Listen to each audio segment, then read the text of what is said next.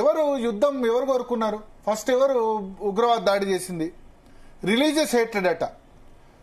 ఎక్కడ వచ్చింది religious hatred అన్నది? ఎవరిది? ఈ జిగ్నేష్ మేవాని దాని దాడిని ఖండించాడో లేదో, పహల్గాం దాడిని. సో పహల్గాం దాడిని జిగ్నేష్ మేవాని ఖండించాడో లేదో నాకైతే డౌట్. ఇటువంటి వాళ్ళు ఒక్కళ్ళున్నా సరే, 100 కోట్ల 130 కోట్ల మందిలో ఇటువంటి వాళ్ళు ఒక్కళ్ళున్నా సరే అంతే.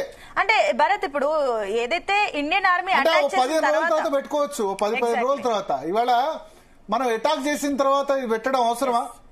అంటే ఇప్పుడు అటాక్ చేసిన వెంటనే వీళ్ళు ఈ రకంగా రియాక్ట్ అవుతుంటే కాంగ్రెస్ నేతలు కానివ్వండి, ఇంకా కొంతమంది కానివ్వండి, పరోక్షంగా పాకిస్తాన్ కి మద్దతు పలుకుతున్నారని అనుకోవచ్చా? అంటే ఇప్పుడు Rahul Gandhi, Sonia Gandhi proud of armed Indian arm forces అని ట్వీట్ చేశారు. వాళ్ళ అధినేతలు చాలా కరెక్ట్ గా రెస్పాండ్ అయ్యారు. ఇప్పుడు ఈ నేతలు, గుజరాత్ లో జిగ్నేష్ మేవాని ఎమ్మెల్యే, అతను ఈ పటేల్ రిజర్వేషన్ మూవ్మెంట్ తర్వాత అతను ఎమర్జ్ అయ్యారు. కాంగ్రెస్ పార్టీకి యంగ్ ఫేస్ అది అని చెప్తున్నారు. ఇటువంటి వాళ్ళందరినీ పార్టీలు చేర్చుకుని ఇటువంటి ఇప్పుడు మేము సిడబ్ల్యూసీ తీర్మానానికి వ్యతిరేకంగా ఎవరు పోస్టులు పెట్టినా, ఎవరు అది చేసినా, మాట్లాడినా చర్యలు తీసుకుంటామన్నారు. రాబర్ట్ వాద్రా మాట్లాడాడు, ఇది హిందూ నేషనలిజం వల్ల జరుగుతుందట దాడి. హిందువులు చంపితే హిందూ నేషనలిజం వల్ల జరుగుతుందని దాడి అని రాబర్ట్ వాద్రా అంటాడు. ఆయన మీద చర్యలు ఎక్కడివి? ఇక్కడ ఇప్పుడు ఈ జిగ్నేష్ మేవాని మీద మరి ఏ చర్య తీసుకుంటారో చూడాలి. దీనికి కూడా మళ్ళీ ఏమన్నా కులం కార్డు వాడతారా అని చూడాలి జిగ్నేష్ మేవాని. ఒకవేళ ఇప్పుడు మీరు అన్నట్లు ఒకవేళ వీళ్ళపైన యాక్షన్ తీసుకోకపోతే కాంగ్రెస్, సిడబ్ల్యూసీ కాంగ్రెస్ యాంటీ అవుతుంది. ఒకటి గుర్తు పెట్టుకోండి, కాంగ్రెస్ పార్టీ నేను చెప్పాను, ఇందిరాగాంధీ, రాజీవ్ గాంధీ దేశం కోసం బలిదానాలు చేశారు. ఉగ్రవాద దాడిలో వాళ్ళు స్వయంగా చనిపోయారు.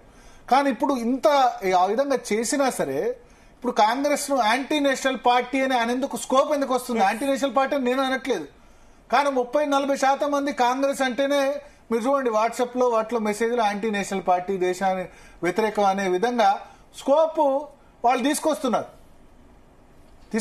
కదా, పెడుతున్నారు కమెంట్ లో. యాంటీ నేషనల్ పార్టీ కాంగ్రెస్ పార్టీని తిట్టే విధంగా ఎందుకు స్కోప్ కల్పిస్తారు?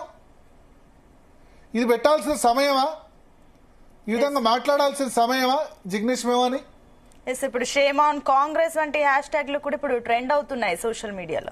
సో ఇప్పుడు ఈ విషయంలో అంటే నేనేంటంటే కంట్రోల్ లేదు ఆ పార్టీలో కంట్రోల్ లేదు. ఇప్పుడు దీన్ని పాకిస్తాన్ వాళ్ళు తీసుకెళ్లి వాడతారు. ఒక పాకిస్తాన్ లో గుజరాత్ ఎమ్మెల్యేనే భారతదేశంలో ఈ విధంగా ట్వీట్ పెట్టారు, ఫేక్ నేషనలిజం అట. మొత్తం అందరూ కూడా ఒక వాయిస్ తో స్పందిస్తే గనక ఇప్పుడు యుద్ధం ఎవరు కోరుకున్నారు? మనను అవతలవాడు చంపినా సరే శాంతి అని ఉండాలా? అవతలవాడు చంపుతున్నాడు. మహాత్మా గాంధీ ఏమంటారంటే ఒక చెంప మీద కొడితే ఇంకో చెంప చూపించు, రెండో చెంప కొట్టని అన్నారు. కొట్టడం ఆయన చెప్పింది ఏంటంటే ఒక చెంప మీద కొడితే ఇంకో చెంప చూపించు, రెండో కొట్టడం కాదు, ఇక్కడ చంపుతున్నారు కదా. కొట్టడం కాదు, అసలు బతుకుంటే కదా. 28 మంది చనిపోయారు ఈ దాడిలో. దానికి దీని తేడా ఉంది కదా. ఇప్పుడు కర్ణాటక కాంగ్రెస్ సంబంధించి ఏదో ట్విట్టర్ హ్యాండిల్, మరి అది నిజమైన హ్యాండిలా ఫేక్ హ్యాండిలా మనకు తెలీదు, దానిలో కూడా Mahatma Gandhi peace peace peace, శాంతి శాంతి అనుకుంటేనే ఇక్కడ దాకా వచ్చాం కదా. ఇప్పుడు ఏదో యుద్ధం అంటే మనం ఏం న్యూక్లియర్ వెపన్స్ దాడి చేయమని అనట్లేదు.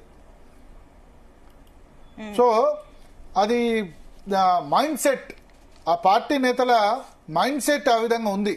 అంటే భరత్, మరోపక్కటు బీజేపీ కూడా ఇది కాంగ్రెస్ అంటే బీజేపీ నాయకులు కూడా అంటున్నారు కాంగ్రెస్ అసలు రంగు ఇది అంటూ కూడా వాళ్ళు కూడా అంటున్నారు. అంటే ఇప్పుడు మొత్తం కాంగ్రెస్ పార్టీని నిందించలేం. మళ్ళీ మనకి ఇప్పుడు రాహుల్ గాంధీ ట్వీట్ చేశారు proud of armed forces, Sonia Gandhi tweet చేశారు. కానీ ఇటువంటి వాళ్ళ మీద ఈ సమయంలో యాక్షన్ తీసుకుంటే ఇంకెవడు మాట్లాడు. మా పార్టీలో ఇటువంటి వాళ్ళకి చోట్లేదని చెప్పాలి. జిగ్నేష్ మేవాని లాంటి వాళ్ళకి వీళ్ళు ఇప్పుడు దీన్ని దేశద్రోహం అనకపోతే ఇంకేమంటారు? ఇది కూడా దేశద్రోహం కాకపోతే ఇవాళ ఎందుకయ్యా? 10 రోజులు ఆగు, వారం రోజుల తర్వాత పెట్టు. సో ఇదంతా పరోక్షంగా ఒకసారి పాకిస్తాన్ కి మద్దతు పలుకుతున్నారు. Religious hatred, fake nationalism. Fake nationalism అంటే మన నేషనలిజం అంటే ఏంది? నీది కరెక్ట్ నేషనలిజమా? ఎస్ మామిడి గిరిధర్ గారు, జిగ్నేష్ మేవాని ట్వీట్ చూశారు కదా? అవునండి, అదే వింటున్నాను, నేను చెప్తున్నారు వింటున్నాను నేను. జిగ్నేష్ మేవాని ట్వీట్ చేశారు అంటే అసలు ఇవాళ పెట్టాల్సిన ట్వీట్ కాదు అది, ఇవాళ మాట్లాడాల్సిన మాటలు కావు. కరెక్ట్, తప్పకుండా. అందుకే అలా మాట్లాడడానికి కూడా ధైర్యం ఎక్కడి నుంచి వస్తోంది? అటువంటి ట్వీట్స్ చేస్తున్న వాళ్ళ మీద ఎటువంటి చర్యలు లేకపోవడం పక్కన పెడితే, వాళ్లకు పెద్ద పెద్ద పీట వేయడము, వాళ్ళకి చాలా గౌరవమైనటువంటి పొజిషన్స్ ఇవ్వడము, ఇవన్నీ చేస్తుంది. అంటే ఆ పార్టీ భావజాలం ఎటువంటిది? నిన్న వాళ్ళ పార్టీ ప్రెసిడెంట్ మల్లికార్జున్ ఖర్గే గారే ఈ యొక్క దాడి జరిగేదానికి 3 రోజుల ముందర మోదీ గారికి ఇన్ఫర్మేషన్ ఉంది అని నాకు తెలిసింది, ఆయన సామాన్య పౌరులని ఈ టెర్రరిజం మొహాన పడేసి ఆయన వెళ్ళిపోయారు, తప్పించుకున్నారు అని చెప్పి స్టేట్మెంట్ ఇవ్వడం, దాన్ని ఏమని చెప్పాలి మనం? దాన్ని ఏమైనా వివరించాలి? ఏ కోణంలో చూసినా దేశ ద్రోహపు స్టేట్మెంట్ కిందనే దాన్ని పరిగణించాలి. యాంటీ నేషనల్ స్టేట్మెంట్ కంటే తక్కువ కానే కాదు అది. మోదీ గారు 3 రోజుల ముందర ఇన్ఫర్మేషన్ వస్తే ఆయన ప్రధానమంత్రిగా వాళ్ళని రక్షించకుండా ఆయన పారిపోయారని మీరు పాకిస్తాన్ చెప్తున్నటువంటి స్టేట్మెంట్ ని భారతదేశంలో ఉండి మీరు అదే స్టేట్మెంట్ రిపీట్ చేస్తున్నారు. ఈరోజు పాకిస్తాన్ ఏం చెప్తోంది? ఇది ఫాల్స్ ఫ్లాగ్ ఆపరేషన్ అంటున్నారు. ఫాల్స్ ఫ్లాగ్ ఆపరేషన్ అంటే ఏంటి? భారతదేశము వాళ్ళ ప్రజల్ని వాళ్లే చంపుకొని మా మీద ఇటువంటి బ్లేమ్ పెట్టారు అన్నటువంటి ఒక నేరేటివ్ పాకిస్తాన్ తీసుకొచ్చింది. ఇన్ఫాక్ట్ పాకిస్తాన్ లో వాళ్ళు ఏమి చేయరు, అన్ని భారతదేశమే చేసుకుంటుందన్న నేరేటివ్ ఉంది. భారతదేశమే కర్మ. Even 9/11 attack, world trade centre మీద జరిగిన దాడులు కూడా అమెరికా, జ్యూస్, ఇజ్రాయెల్ కలిసి చేశాయి. అవి ముస్లింస్ ని టార్గెట్ చేయడానికి కోసం అని ఒక నేరేటివ్ ఉంది అక్కడ పాకిస్తాన్. కాబట్టి అటువంటి నేరేటివ్ ని ముందు తీసుకువెళ్లారు వాళ్ళ ప్రెసిడెంటే, నేషనల్ ప్రెసిడెంట్ మల్లికార్జున్ ఖర్గే తీసుకెళ్లారు. సిద్ధరామయ్య ఏమంటాడు? మనకు పాకిస్తాన్ తో శత్రుత్వం లేదంటాడు ఆయన. వాళ్ళ కర్ణాటకలో ఒక మంత్రి ఏమంటాడు ఆయన? అసలు హిందువులా ముస్లింలా అని చూడలేదు, టెర్రరిజం మతంతో సంబంధం లేదు, వాళ్ళ హిందువులా కాదా అని చెక్ చేయలేదు, మనుషులందరూ మగవాళ్ళందరినీ చంపారు, అంతే. అది టెర్రరిజం అన్నది మన మతంతో ముడిపెట్టకూడదు అని స్టేట్మెంట్ ఇచ్చాడు. చనిపోయినటువంటి వ్యక్తుల భార్యతో చాలా స్పష్టంగా చెప్తున్నారు, వాళ్ళని బట్టలు ఊడదీసి వీళ్ళు హిందువులా కాదా చెక్ చేసి మరీ చంపారు అని వాళ్ళు ఎంతో ఎవిడెన్స్ చెప్తున్నా, కర్ణాటకలో కాంగ్రెస్ మంత్రి ఏమంటాడు? కానే కాదు, అసలు తప్పది, ఇది నేను నమ్మను అంటాడు ఆయన. సుప్రియా సూలే ఆవిడేమంటుంది? ఫైర్ ఇన్సిడెంట్ అంటుంది. మహారాష్ట్రకు చెందినటువంటి 3-4 వ్యక్తులు చనిపోయారని తెలిసింది, కొంతమంది గాయపడ్డారని తెలిసింది, వాళ్లకు సహాయం చేయండి అని ఒమర్ అబ్దుల్లాకి ట్వీట్ చేస్తూ ఫైరింగ్ ఇన్సిడెంట్ ఉంటుంది. ఆవిడ టెర్రరిజం అన్నా కూడా వాళ్ళకి ఎక్కడ ఓట్లు పోతాయన్న భయం. ఇంతటి దౌర్భాగ్య పరిస్థితి మన దేశంలో ఉంటే మనం వీళ్ళని ఎలా మనం అభివర్ణించాలి?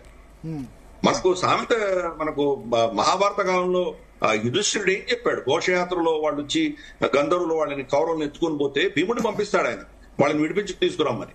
భీముడు అంటాడు, కాగల కార్యం గంధర్వులే చేయగా మనం ఎందుకు ఇంటర్ఫియర్ అవ్వాలి అంటాడు ఆయన. భీముడు అంటే కాదు, బయట వాడు ఎవడని వస్తే మనం 5,000 100 మంది కాదు, మనం 105 మంది, మనలో మన 5 మంది వేరే, వాడు 100 మంది వేరే. కానీ మనకు బాహ్య శత్రువు ఉన్నప్పుడు మనం కలిసికట్టుగా మనం అందరం 105గా మనం పోరాటం చేయాలి అని యుధిష్ఠిరుడు చెప్తాడు. ఇప్పుడు మన దేశం మీద ఉన్నటువంటి ఈ విపత్కరమైన పరిస్థితి, మనకు పాకిస్తాన్ మన మీద ఇటువంటి చర్యలు చేస్తున్నప్పుడు మనం అందరం కలిసికట్టుగా వాళ్ళని ఎదుర్కోవాలి. కానీ దీంట్లో కూడా రాజకీయాలను, దాంట్లో కూడా ఓటు బ్యాంక్ రాజకీయాలు చేయడం అన్నది శవాల మీద పొరుగులు ఏర్పడినటువంటి దౌర్భాగ్యపు ఒక బిహేవియర్ అన్నది మనం ఈ ఆపోజిషన్ పార్టీస్ లో మనం చూస్తున్నాం. సైఫుద్దీన్ సోజ్ కావచ్చు, జిగ్నేష్ మవానీ కావచ్చు, వీళ్ళందరూ కూడా అదే చేస్తున్నారు. పాకిస్తాన్ మాట, ఈ యొక్క మల్లికార్జున్ ఖర్గే గారు ఇచ్చినటువంటి స్టేట్మెంట్ ని పాకిస్తాన్ ఛానల్ అందరూ రిపీట్ చేస్తున్నారు.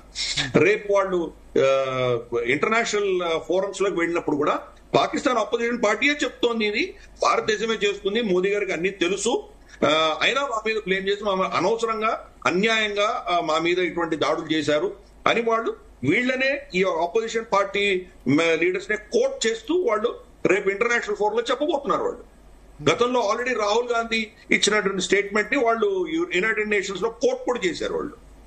కాబట్టి ఈ పార్టీలను ఏమన్నా ఈ రోజు ఆ పార్టీలో ఒక్క వర్గానికి చెందినటువంటి ఓట్ల కోసమే ఎందుకు పాకలాడుతున్నారు వాళ్ళు. 94% వాళ్ళకు ఊకంబడిగా ఓట్లు పడుతున్నందువల్లే ఈ రోజు వాళ్ళకి సీట్లు వస్తున్నాయి. మిగతా దేశం అంతా క్రమేపీ. నాకు అర్థం కాదు, ఇప్పుడు పాకిస్తాన్ పొగిడితే ఆ వర్గం మరి ఓట్లు ఎందుకు వేయాలి వాళ్ళకు?